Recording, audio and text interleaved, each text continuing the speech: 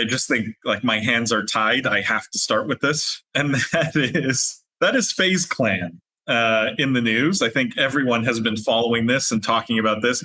FaZe Clan finally public. So after all the starts and stops and the news that leaked and the letter and like all these things that we covered, FaZe Clan is now public. And the headline here from CNBC: FaZe Clan goes public in $725 million SPAC, a market bet on Gen Z and the creator economy. So it says the key points in this article: FaZe Clan's an online media company. I always like how media, like other media outlets, describe FaZe Clan. So now it's an online media company made up of 93 members, consisting primarily of esports competitors and content creators, plus a handful of celebrities like Snoop Dogg, who also serve on the company's board. FaZe Clan started in 2010, with gamers posting videos on YouTube, ranked the 4th most valuable esports company by Forbes.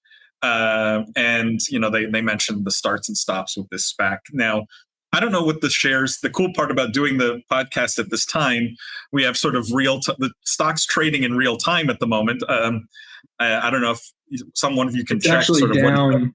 So it's down like 27%. It had been down 30% a little while ago. I actually bought some $10 puts a couple weeks ago, so doing pretty well currently. They don't expire until August, but yeah, I mean, congrats to them for getting public. I know there were some fits and starts. We definitely at times it looked potentially bleak.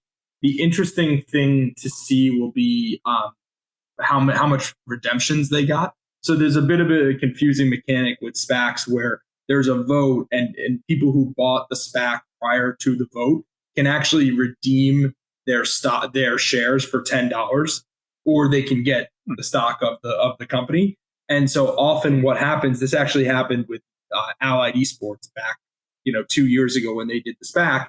They had thought that they were going to it's called de-SPAC. They thought they were going to have $300 million on their balance sheet, which was then going to enable them to go and build a whole bunch of arenas and kind of go through their whole business plan. And I think they ended up with like $40 or $50 million of cash because they got all the redemptions. So one thing that I noted that was actually announced, I think 2 or 3 days ago, was that a lot of times these SPACs will have a minimum redemption amount. So basically they'll say like the de-SPAC won't happen if there's too many redemptions, and companies will want that option because you don't want to go public and then immediately have no money because all the people who you thought were investing redeemed. You'd immediately have to raise more money, and it would lead to more dilution. They actually waived that, so there was no minimum requirement for cash after the SPAC. So I'm going to be interested to see when they file to see how much cash they have on the balance sheet. They're probably, long story short, I think they're going to probably have to raise money because they're burning cash. And I'm guessing based on the fact that they waived that requirement, they probably had a lot of redemptions. So I'm betting that this one keeps going down. But congratulations to them for going public. Obviously, it's a massive accomplishment and a really important moment for the esports. Jeff, I just want to ask you a question to make sure I understand and our viewers/listeners understand. Does that imply that if the stock sits below $10 right now and call it for the next few days or weeks, does that increase the chance of greater redemptions? Is there some cutoff point? I think so. That redemption period already happened. Yeah. So basically you would have redeemed. That's why until there's the vote, usually these things are pretty stuck to $10. You can see them go up above. That means there just won't be redemptions. But there's funds that do like, I guess it's some sort of arbitrage. I forget the name. But it's arbitrage. Like you'll never really see these things trade before they actually close the deal too much below $10, because you always have the ability to buy it and then basically say, hey, I don't want shares in FaZe. I want my $10. So if you bought it for $8, you get 10. You immediately get that $2. So rarely do they trade. If you look at the stock chart, pull it up, it was basically at $10 for like the last 5 or 6 months, or 7 months even. So I think that period ended whenever the vote was, like 2 days ago. So now it's just completely free floating. And what is the current market cap as of right now? Good question. I'm actually not sure. Because if it was 725 and they're down about a third, right? 25%, 27%, something like that. Yeah. Yeah, I don't know. I think we did mention that 500 million mark would probably be where this shakes out at the end of the day. Whoever bought, I guess, was it priced right in your mind at the end of the day? I don't think so, but I guess it depends on whose perspective. I mean, I don't know the mechanics of the SPAC well enough to understand the fact that it's going down, who's losing value. Like, is that mean that the people who own FaZe previously are losing value, or is it the people that invested in the SPAC that are losing more value? Well, obviously, it's not good for either, but. I want to, Matt. I'm going to get to your questions, but I want to put Prajant's question on up here, which is, so them going down at launch is expected then, correct?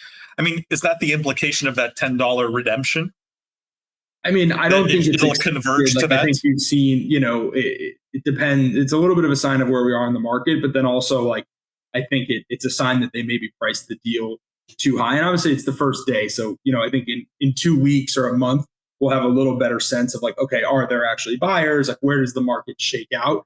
Personally, I think it'll be lower, but that, obviously that's not investment advice. But that's what it's really a reflection on. But it doesn't necessarily mean, it's not like they quote unquote expected it to go down.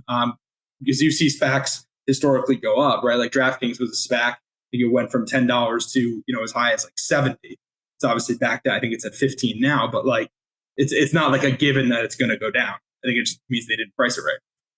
Yeah. So let me. Matt asked me, "Are you going to invest, Paul?" Let me come back to that, Matt, and let's ask the second question here: is anyone else going to invest? If so, how many shares will you buy? Before I answer this, or anyone else answers this, just to be clear, none of this is investment advice. You should do your own due diligence. You should make your own, decisions. None of this is financial advice. But Jimmy, Lindsay, for you guys. What's your take on this? And is this a stock you would buy personally? Is it something you're excited about? We've talked at length about FaZe and some of the potential skeletons in the closet. Now that they made it public, would you recommend this to a friend? Would you tell your grandmother that this is a bet on the future? Lindsay, since you're pausing and still muted, I'm going to jump in. 2 very different questions with very different answers for me here, right?